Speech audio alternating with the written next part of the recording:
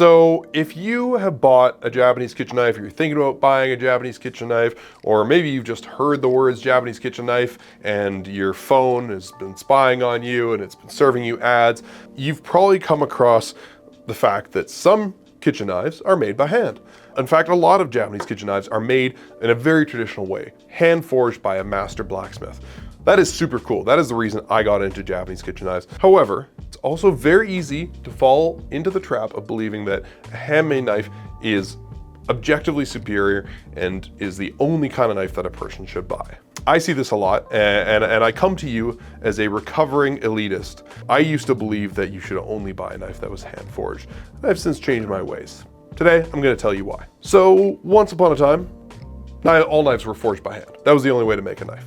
And at some point in history, I'm guessing in the last 100, 150 years, knife makers developed the technology to make knives a different way, to do what's called drop forging, where you have more of an automated process that sort of stamps out the shape of a knife, not just the profile of it like this, but actually shapes the bevels and does a lot of the work for you, which is great. Now, I would hazard a guess that this became popular during the Industrial Revolution, and for the same reason we automate any process, because it's cheaper and you can get often a pretty good result with a lot less human labor or a lot less danger, a lot less physical side effects on the body of the person making the thing. There's a lot of reasons to do it, but it became a pretty standard way to make a knife. For a lot of us, the first kitchen knife we encountered was probably a knife made that way. My first kitchen knife that I owned was a Henkel chef's knife. Got it for my birthday when I was 12 because I wanted to be a chef, and it's a great knife, right? It's high performance, sharp, stays sharp reasonably well, comfortable to hold. It's a great knife. However, when I first walked into a knifewear store, I was greeted by these raw, forged looking blades and images of traditional craftspeople that had carried down their family art and tradition for hundreds and hundreds of years in many cases. And I was immediately enamored for obvious reasons. It's really friggin' cool. I own now many handmade knives, and I've worked at Knifewear for 11 years, and I love knives that are hand forged. I love it because of the craftsmanship, the tradition, the work that goes into it, but also the end result is often very, very good. But in my appreciation for handmade art, I misled myself into believing that something that wasn't made that way was not worth wasting my time on. That was until I owned a Tojiro 210mm Gyuto when I was in cooking school. I had played around with these knives at Knifewear before, cut with them at our cutting stations. I always thought they were great. I recommended a lot of them to people, but I always had in the back of my head that they maybe didn't measure up to a handmade knife, or they lacked the soul of a handmade knife, or something like that. What I didn't realize was just how much work goes into making a knife like this. I think when I first pictured these knives and somebody told me they were factory made or machine made, I pictured, the video of a Toyota factory that we've all seen, like a bunch of robot arms going through and picking the knife up, moving it to the station and doing this job. And I was severely mistaken. It took several years for me to realize that these knives are much more handmade than you would think. So when it comes to making knives, there are two ways to forge the blade. And the forging is basically the first step. The traditional way is to take a raw piece of steel. Historically, would have looked something kind of like that. These days, it looks much more like just a billet of steel that comes from a factory. And you heat it up in a forge, and you smash it with a hammer, and you shape it out, and eventually you end up with something that looks more like this. Then you heat it up and smash it some more, and you get something that looks a little more like a knife. And then you keep going, and you get closer, and then eventually you trim that down or sand it, and you end up basically with this. This is a forged knife. You can probably tell, if you're an astute observer, that this knife is not finished, not ready to use, but it is much closer to a knife than this is. Now these days, pretty much every knife that is made this way in Japan, hand forged as we call it, is made with a spring hammer. A spring hammer reduces the need for apprentices. You blacksmith used to have several apprentices, all with sledgehammers, taking turns smashing the steel, and it replaces it with a big machine, works like a sewing machine, big hammerhead, anvil below it. Guy puts the steel in between the two, steps on a foot pedal, and controls the speed, and they just go like that.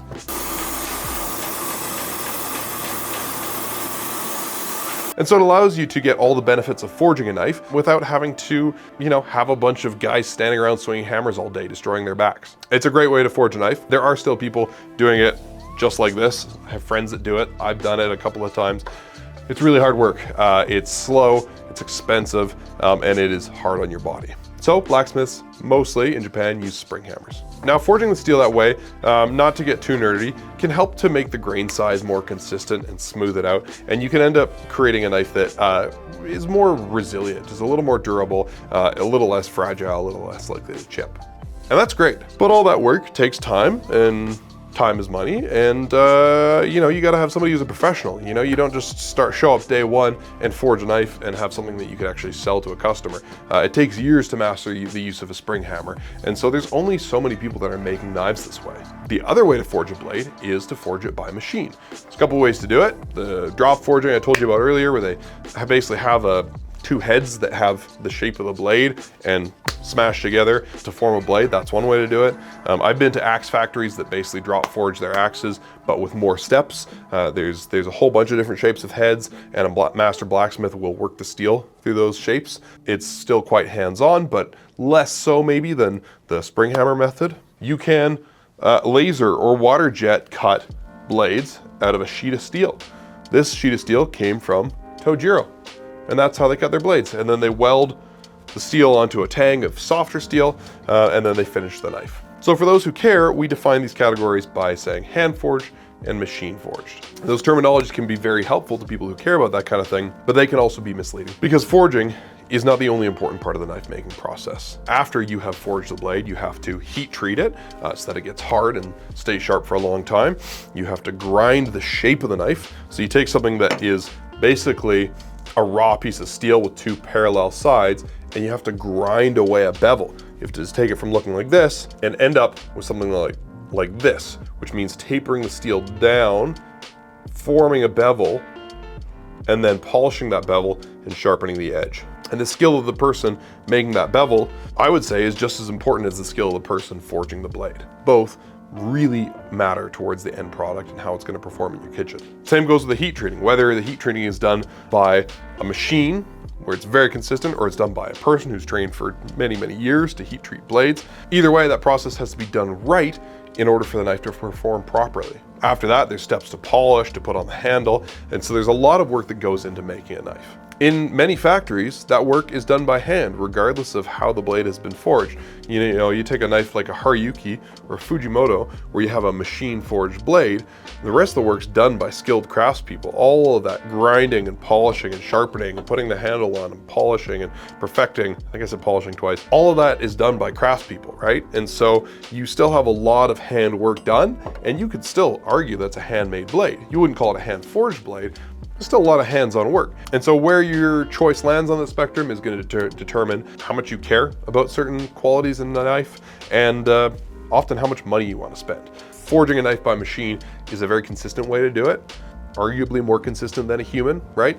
It's also going to do it much more affordably, which means you can get a knife like a Tojiro Classic Yuto for just a bit over $100 Canadian, whereas a similar performing blade that's forged by hand is going to be maybe 2 or 3 times the price. Now, the hand-forged blade, like this Masakage Kumo, made from the same steel as this Tojiro Classic, this guy's going to perform better. It's thinner, it's sharper at the edge, and it's just I would say, a prettier knife. Not to fault the Tojiro, I love these knives, but I would pick the Kumo if I'm looking to get inspired to spend time in the kitchen. And so like I said before, your choice, where you land on that spectrum of handmadeness, is really going to determine on what matters to you. If you're working in a restaurant, you need a knife you can beat up, you don't want it to grow legs and walk away, you're probably going to choose something like this. But if you want to show off to your friends, or just feel like a rock star every time you make dinner, you're probably going to choose something closer to this guy. Most folks end up somewhere in the middle. Again, Haryuki, Fujimoto, a really great starting point to build your collection. And for many people I know, the majority or all of their knife collection is made up with knives from these makers. The Masakage is definitely several steps more handmade, but there's still lots done by machine. Lots of the polishing and sharpening and grinding. There's still a person involved, but they're doing it on a machine as opposed to a traditional whetstone. If you want to get into that extremely handmade territory, you go for a maker like Mizaki that only does his initial grinding by machine and uses a spring hammer to forge the blade. Those are really the only 2 machines he brings into the process. The rest of the polishing and sharpening and shaping of that bevel is done by hand, and he forges all of his knives from hand. A lot of his knives, he even clads the steel and forges it together by hand, which is nuts. It's a lot of work, but it does make for a pretty cool knife. You could go even crazier, and if you're really, really, really, really lucky, only on a full moon On years that end in 7, if you've been a really good boy or girl that year, you can get a Shigefusa. This is one of only a few makers that we're able to get that actually hand fold their steel. Now, we deal with a lot of makers that hand forge their steel, but folks that actually take that steel, hammer it out, fold it up a couple times, hammer it out again, fold it up, and so on and so on and so on. Those people are exceptionally rare. It's a slow, impractical way to make a knife, but it also makes for an extremely badass knife. Just look at this thing. These guys like to do things by hand so much that they really don't use a lot of grinding equipment. A lot of the removal of steel from the rough forged product is done by hand using a tool that shaves off nanometers of steel at a time. It's kind of insane, but that's why they're so hard to get, because they make so few of them, it takes so long. That also makes the price much higher, but it makes them collector's items. And people who really know their stuff, if they get a chance to get their hands on one of these guys, they're gonna snag them because they're a big deal and they're one of the only people doing it that way. So if you're on your journey of choosing a knife, whether it's your first or your 10th, it's just a matter of deciding what matters to you. If somebody's convinced you that you should only get a hand forged knife, well, let's be frank, they're wrong. They might have some good reasons to believe that, but you don't have to get a knife that's made a certain way, because you can get a good knife either way. I like the super handmade knives because I love the story and I love to support these traditional artisans, and I love the product that they make. It's super cool. I love the machine forged, hand finished kind of knives because they're high performance and they don't break the bank. So if I'm looking for a knife I can beat up on a little bit, or I'm giving somebody a gift, I'm probably gonna get a knife that's more like this, that's gonna make them very happy, but isn't gonna blow my budget out of the water. And if they chuck it in the dishwasher or it gets damaged a little bit, neither of us are gonna be all that sad. So let me know down below, if you are a knife collector and you have a bunch of these already, let me know if you have a preference. And if you're learning to get your first knife, let me know what you're thinking about. If you have questions or you need help finding a knife, comment down below or head to knifewear.com. Ask us any question you got and we're happy to help.